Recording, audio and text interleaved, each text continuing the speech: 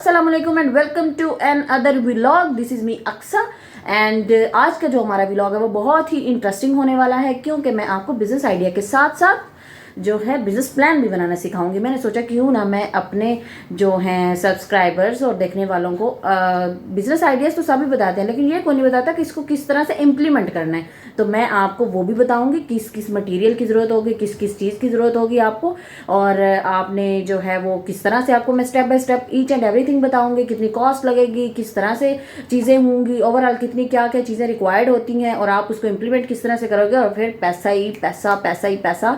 तो फिर पैसा कमाने के लिए आपको थोड़ी सी मेहनत तो करनी पड़ती है, वीडियो देखनी पड़ेगी और चैनल को सब्सक्राइब भी करना पड़ेगा। और चलें वीडियो का जो है वो करते हैं स्टार्ट।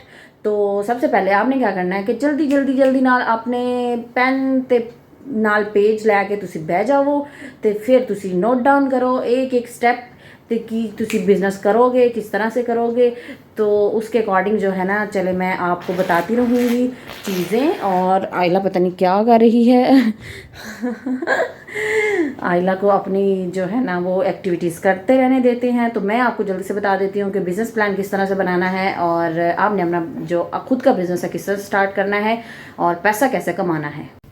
जी, तो मैं उम्मीद करती हूँ कि आप जो है अपना नोट पैड और साथ में पेन वगैरह लेके बैठ चुके होंगे, या अपने नोट्स जो हैं फ़ोन के वो ले सकते हैं, आप वो लेके बैठ जाएं और जो है ना आप उस पे नोट डाउन करते जाएं कि आप अपने अकॉर्डिंग जो है ना उसको किस तरह से इम्प्लीमेंट करना चाहोगे। क्योंकि मैं तो उसमें आपको पूरा बताने वाली हूँ कि आपका जो बिज़नेस आइडिया क्या होगा बेसिकली। तो आपने उसके लिए एक यूनिक सा नेम जो है वो खुद सर्च करना है और उसके बाद जो है मैं आपको ये बताऊँगी कि इतनी जो है ना मिनिमम कॉस्ट आपके पास होनी चाहिए और कितनी कॉस्ट किस एरिया पे लगेगी, और ओवरऑल जो भी है ना मैं आपको सारी चीज़ें बताऊँगी। मार्केट किस तरह से करना है, प्रमोशन कैसे करनी है, मटेरियल कहाँ से लेना है वगैरह वगैरह वगैरह।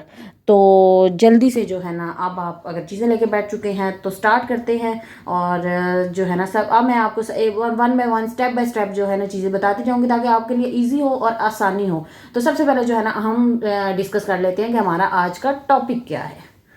Let's start. जी, तो टॉपिक है हमारा गिफ्ट बास्केट बिजनेस, कि हम इस बिज़नेस को किस तरह से कर सकते हैं। जी, तो सबसे पहले मार्केट रिसर्च करनी है, उसमें सबसे पहले अपनी निश जो है वो डिफ़ाइन करनी है और इसमें कुछ पॉइंट्स मैंने ऐड कर दिए हैं, इसमें देख सकते हैं आप, या फिर आपने कुछ और ऐड ऑन करना है तो कर सकते हैं। उसके बाद जो सेकंड है वो टारगेट ऑडियंस है, उसमें आप अपनी फैमिली एंड फ्रेंड्स को टारगेट कर सकते हैं, लोकल कम्युनिटी को देख सकते हैं। उसके बाद है जी कॉम्पिटिटर्स हमारे पास कौन कौन से, आपने अपने एरिया अपने सिटी के अकॉर्डिंग ही आपने देखना है कि वहाँ पे कौन कॉम्पिटिटर्स हैं, आपके प्रोडक्ट रेंज क्या है, प्राइसिंग प्रेजेंटेशन कैसी लोग कर रहे हैं, और आपने थोड़ी सा उसको वैल्यू जो है वो ऐड करनी है, क्योंकि आपने वो चीज़ डिसाइड करनी है जो पहले लोग ना करे हों।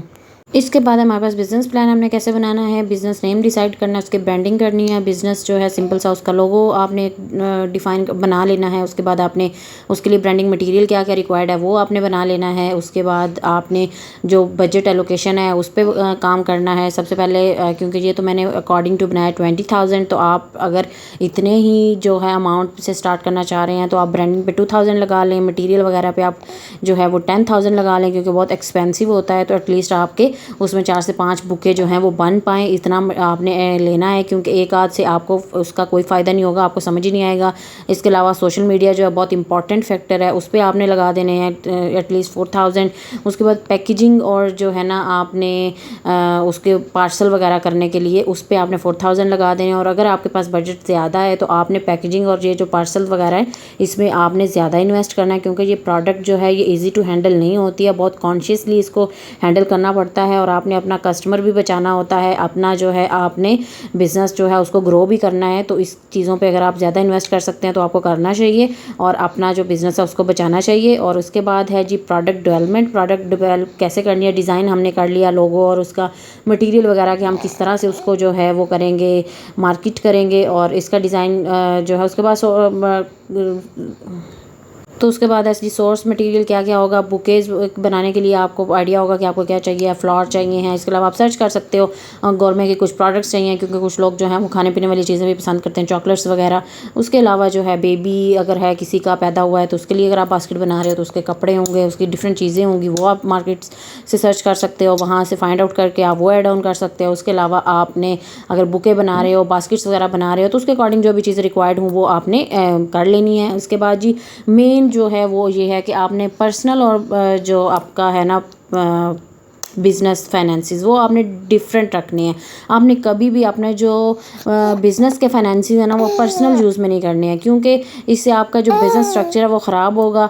और आपने कोशिश करनी है कि अगर आप अपना बिज़नेस लाइसेंस ले सकते हैं, आपके पास इतनी इन्वेस्टमेंट है तो वो आप टाइम से कर लें, क्योंकि इससे ये होता है कि कॉपीराइट्स जो हैं वो आपके पास आ जाते हैं। और अगर आपके पास नहीं भी, आप छोटा सा स्टार्ट करना चाहते हैं, स्टार्टअप तो आप करें ज़रूर, with the passage of time आप अर्न कर लोगे और फिर आप इसको रजिस्टर भी करा सकोगे।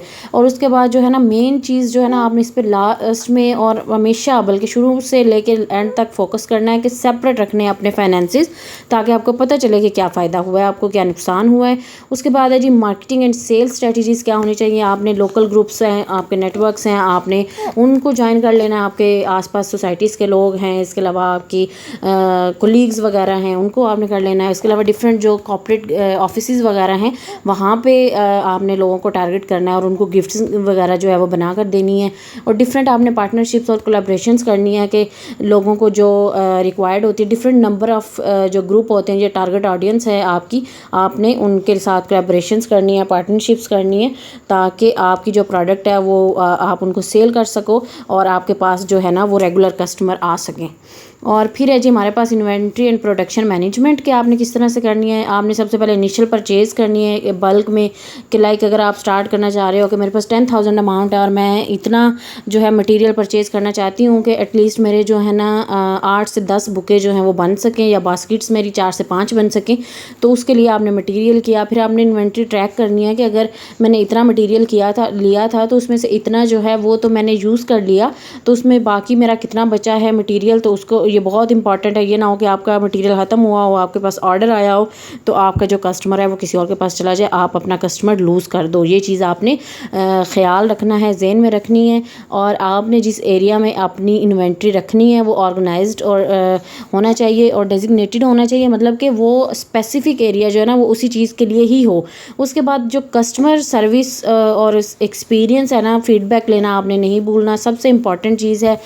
आपने कस्टमर्स के लिए जो भी बास्केट्स वगैरह बनानी है उनकी प्रेजेंटेशन बहुत अच्छी होनी चाहिए, उनकी प्रोटेक्शन बहुत अच्छी होनी चाहिए। जब आप उनको पार्सल कर रहे हो तो उसकी जो प्रोटेक्शन है वो बहुत सही एक इम्पॉर्टेंट फैक्टर है, आपने ख़ास ख्याल रखना उसका। उसके बाद आपने उनसे फ़ीडबैक लेना है, और अगर वो आपको बताते हैं कि इसमें ये इश्यूज़ हैं तो आपने उसको बुरा बिल्कुल भी नहीं मनाना है। ऐसा नहीं करना है कि भाई आपको नहीं पसंद आया तो आप नहीं लो मुझसे, और इस तरह की चीज़ें, गुस्सा बिल्कुल नहीं करना। आपने क्या करना है, आपने फ़ौरन से उसको इम्प्रूव करना है।